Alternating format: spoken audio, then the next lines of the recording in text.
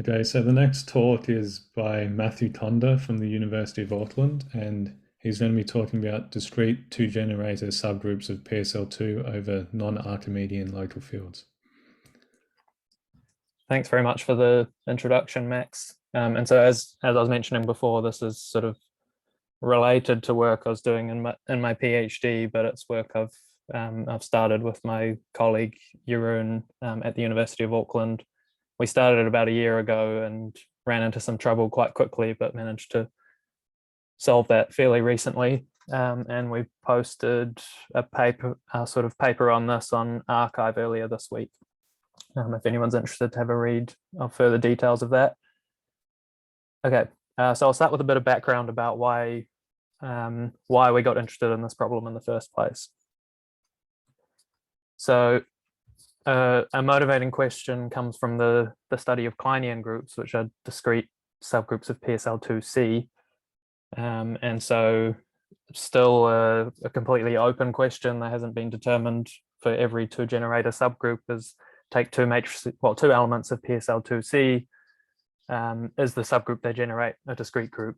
And so by that I mean you take your group SL₂C, you embed it into C4, you take the subspace topology, and then you take the quotient topology as you pass to PSL₂C, and then you're asking is every subset open with respect to this topology? That's what discreteness means in this setting.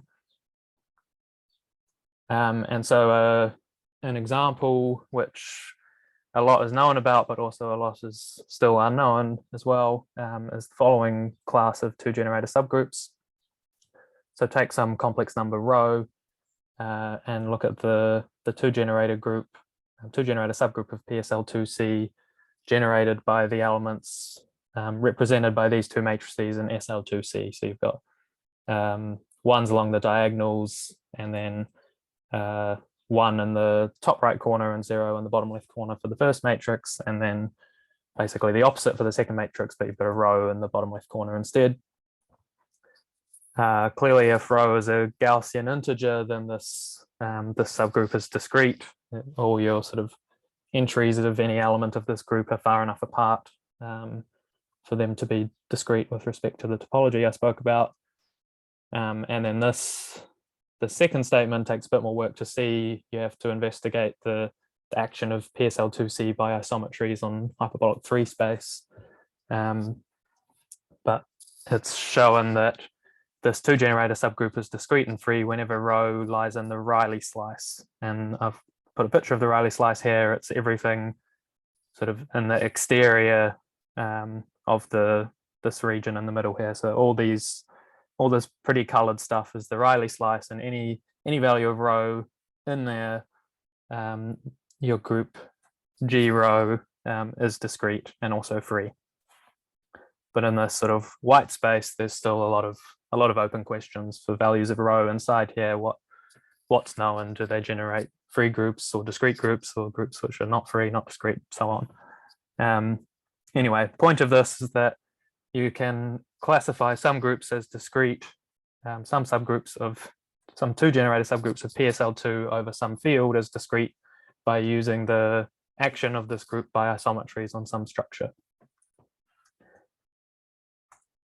And so that's where we want to go with this. So restricting to PSL₂R, the discrete two-generator subgroups of PSL₂R have been completely classified back in the 70s and 80s.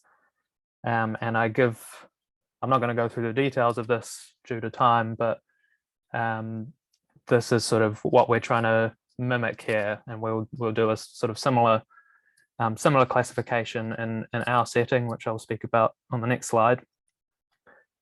But basically, if you do have a discrete two-generator subgroup of PSL₂R, then by looking at the action of this group by isometries on the upper half plane or the hyperbolic plane, you get a classification of 8 possible isomorphism types. So you get either a cyclic or infinite dihedral group, a group which is discrete and free of rank 2, some possible free products. This is something called a triangle group or hyperbolic triangle group. And then there's 2 other interesting things. But the point of this is that quite concretely, you can take any two matrices in SL2R, look at the two generator subgroup of PSL2R that these two elements generate. And if it's discrete, you know it has to be one of these isomorphism types. So the motivating question for this research is discrete two generator subgroups of PSL2R have been completely classified. Discrete two generator subgroups of PSL2C are quite difficult, but lots of work has been done in that area. What about PSL2 over other locally compact fields? So the real numbers and the complex numbers are examples of so-called Archimedean local fields, or locally compact fields which are Archimedean. We're going to be interested in non-Archimedean local fields. Can we classify discrete two generator subgroups of PSL2 over those fields? So a brief crash course in non-Archimedean local fields for those of you who are not familiar with it. So we say that a local field is some field K which has a non-trivial absolute value, and then with respect to that absolute value you get a topology on your field, and if that topology is locally compact, then that's called a local field.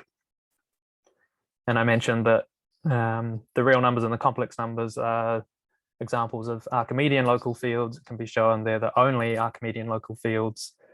All others are non-Archimedean, and that means they satisfy the stronger version of the triangle inequality called the ultrametric inequality, that the absolute value of the sum of any two elements x and y is at most the maximum of the absolute value of x and y.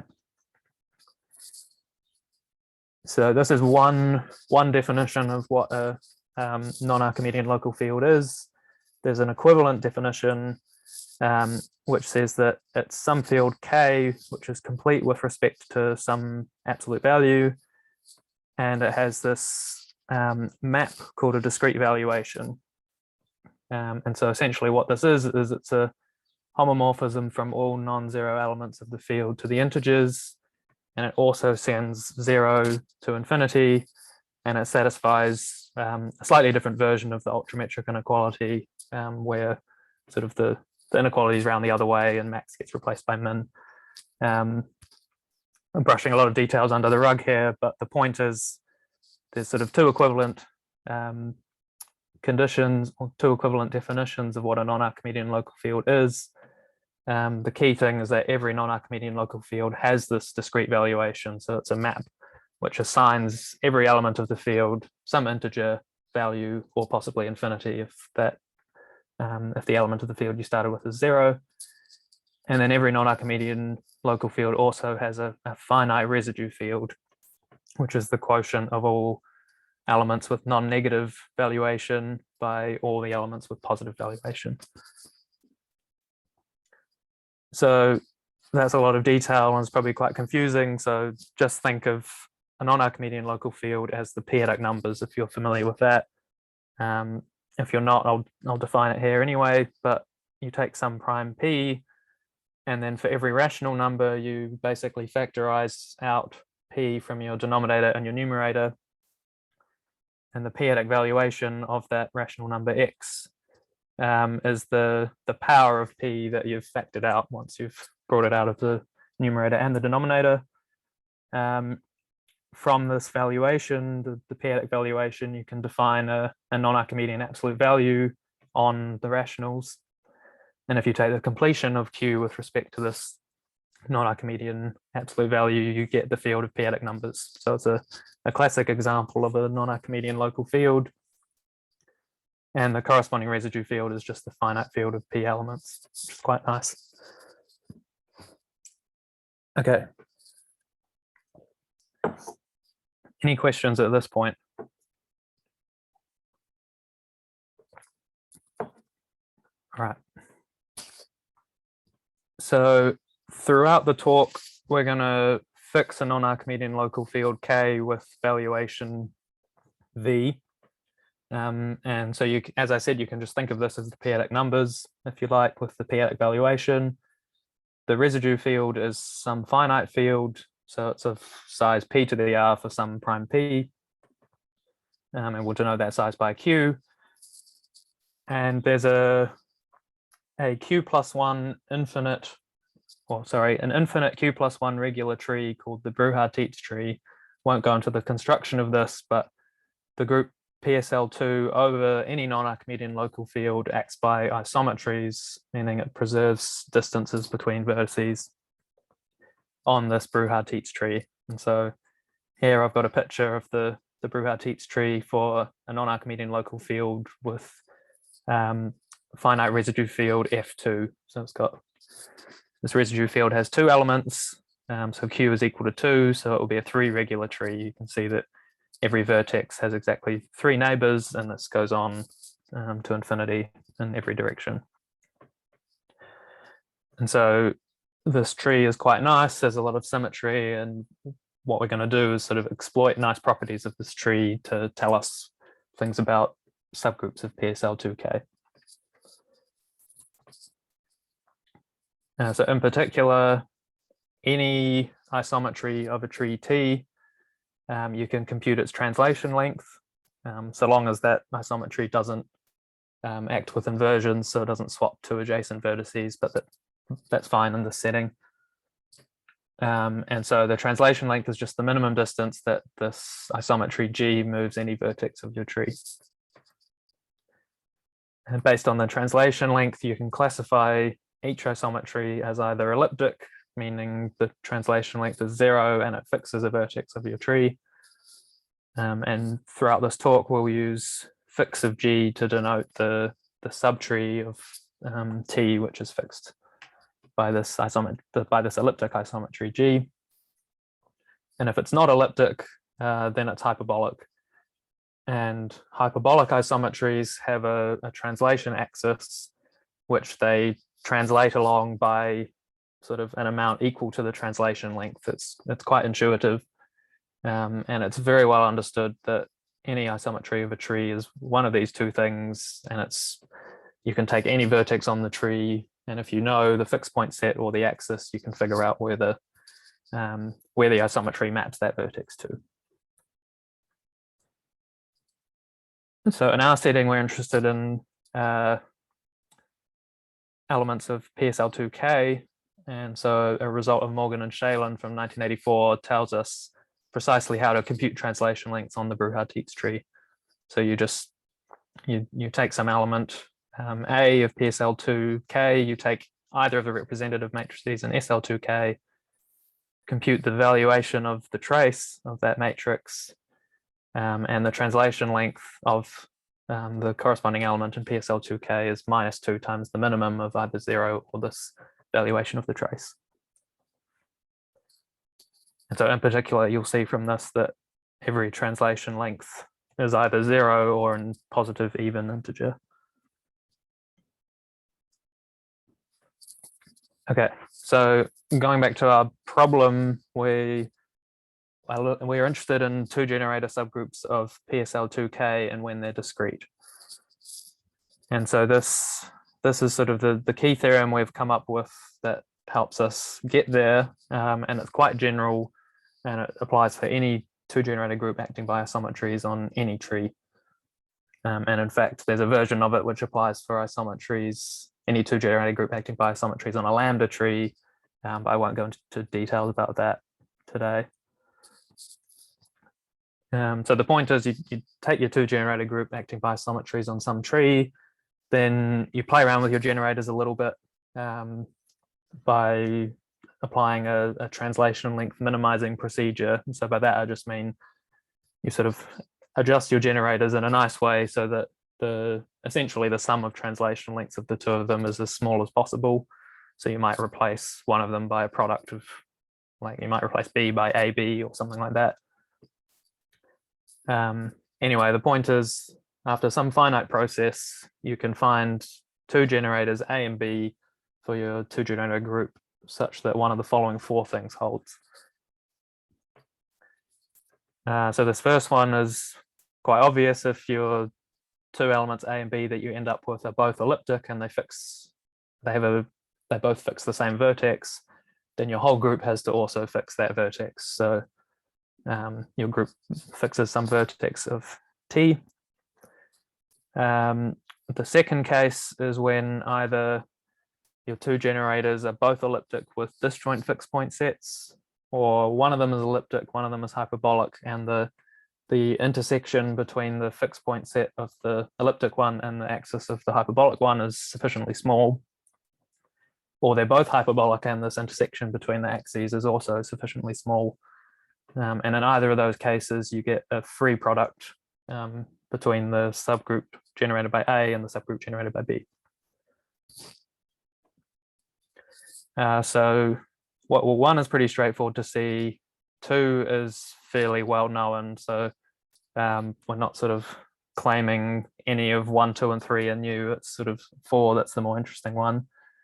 So 3 is fairly, it's a nice exercise to sort of check that one case we haven't considered here is that A is elliptic and B is hyperbolic, and the fixed point set of A intersects the axis of B in an infinite path. And then you can show that either A commutes with the power of B or your group contains an infinite vertex stabilizer. And so this might seem a bit strange. Why are we interested in having an infinite vertex stabilizer? But on the next slide, we'll see that this means our group is not discrete. So we've sort of formulated this theorem in a way that means it does what we need it to. Okay, so this fourth one is very complicated, but basically it's the only other option.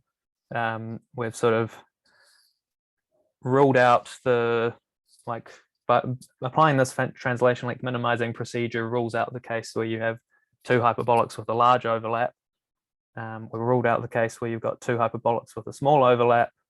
We've ruled out every case where you've got two elliptic generators. So you've got one elliptic generator and one hyperbolic one. If they have a small overlap, that's case 2. If they have an infinite overlap, that's case 3. So what if they have a large finite overlap? That's case 4.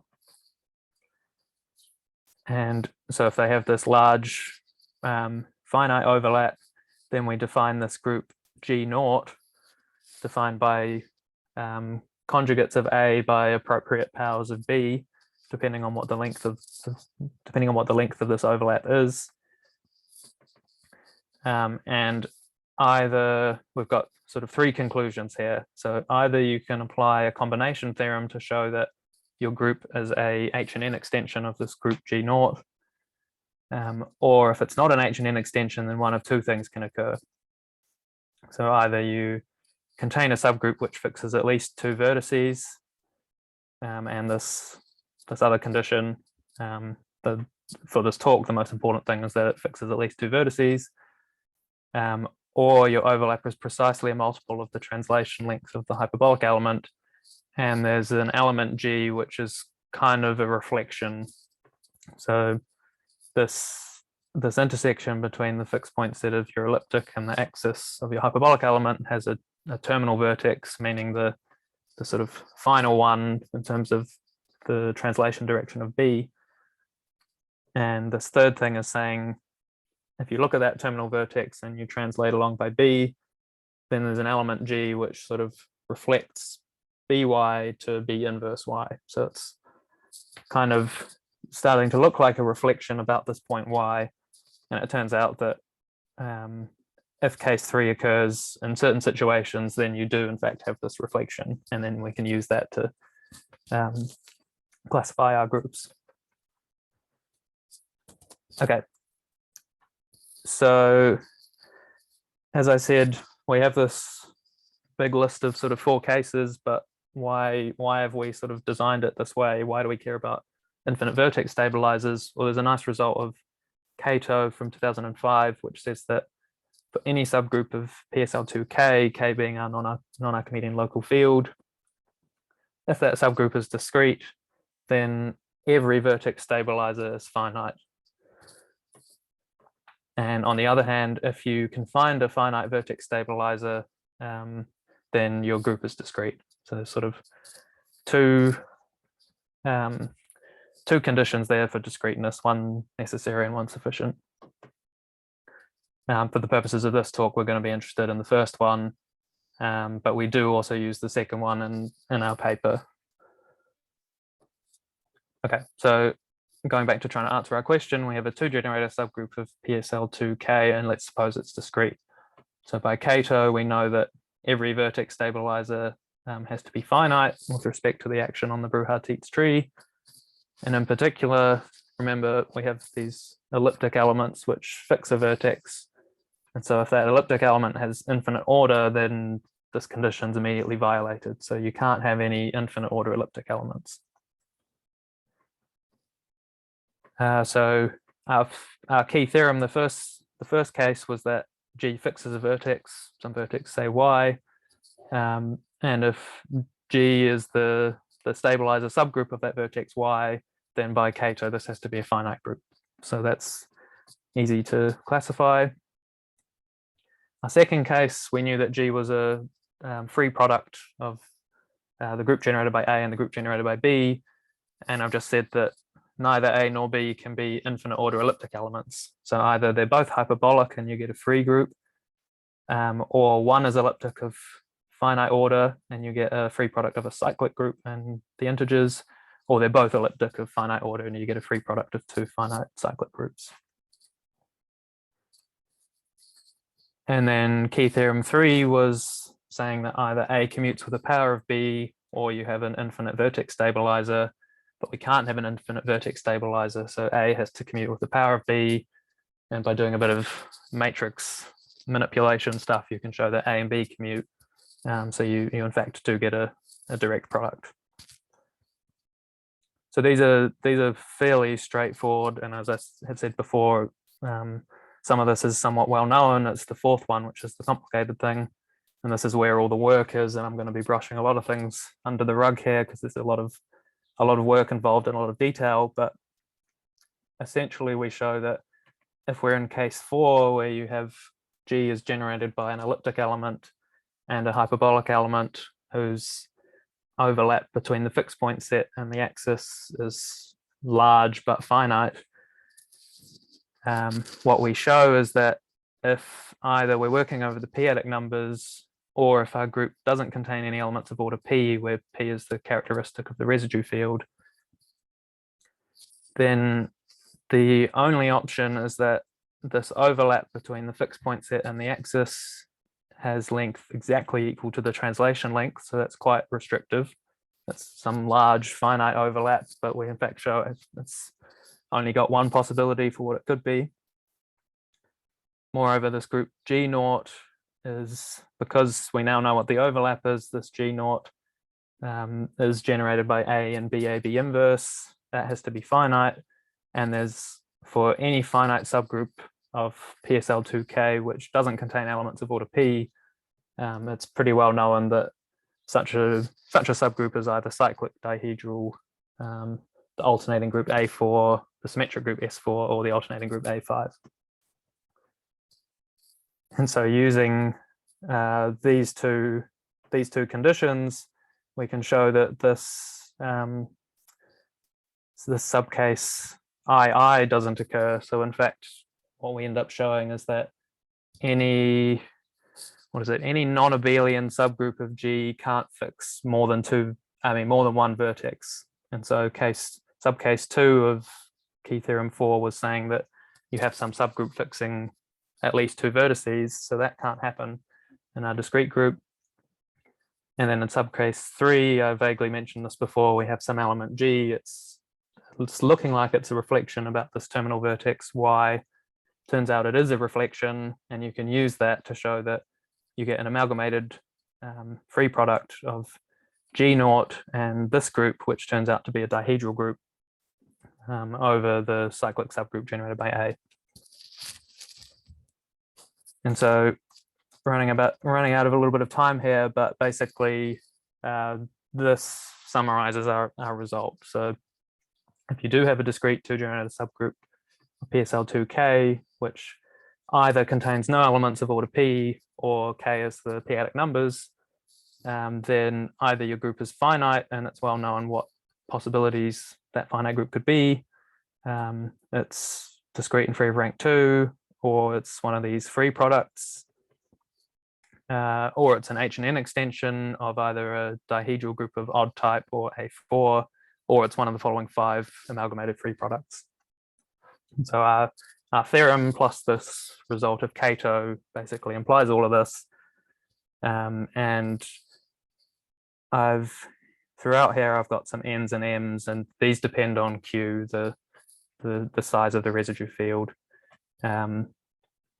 But it will clutter the slide far too much to sort of include all those conditions. But basically, there's some conditions on N and M here, which are fairly straightforward to express. And then taking the converse of Cato's result, which says that if you can find a finite vertex stabilizer, then your group is discrete. We can actually show that there's an algorithm to decide if a 2-generator subgroup of PSL₂K is discrete. So if it is discrete, we know it's one of these isomorphism types, but moreover, we can do a bunch of checks to sort of determine whether it's discrete, determine whether it's got a finite vertex stabilizer or not. And then if it is discrete, we can tell you which of these isomorphism classes it is. Okay, so I'll end it there, but thanks very much for listening. Thanks for your talk, Matt. Is there any questions?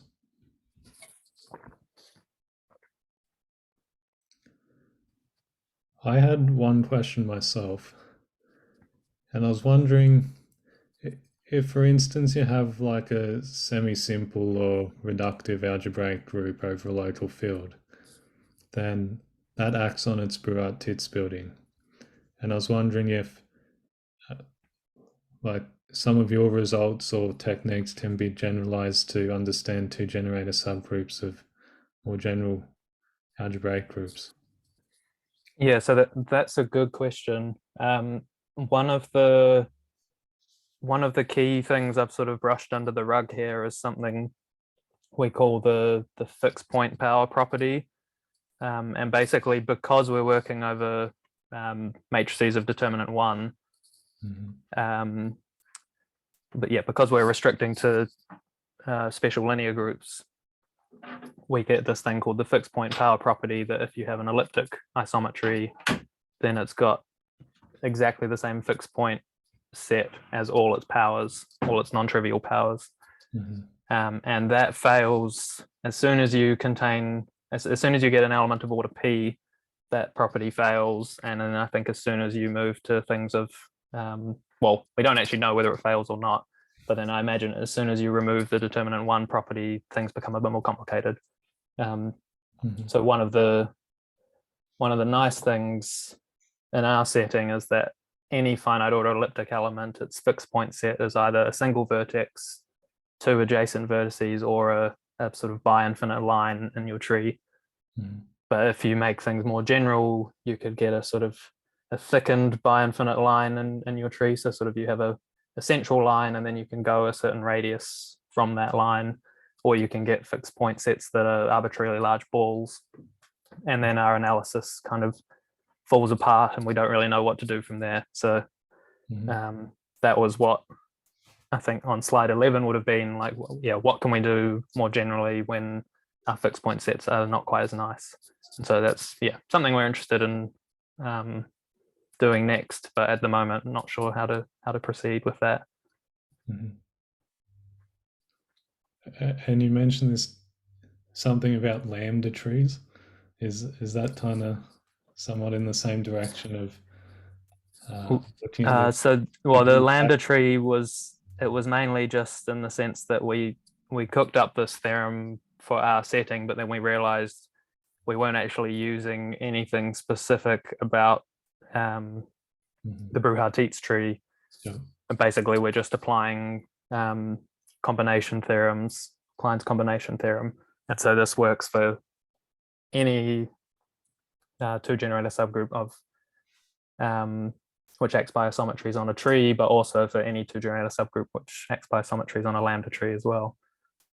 But yeah, I don't know, lambda trees is not really our area of expertise, so not sure if we'll pursue any sort of further research in that direction. Sure.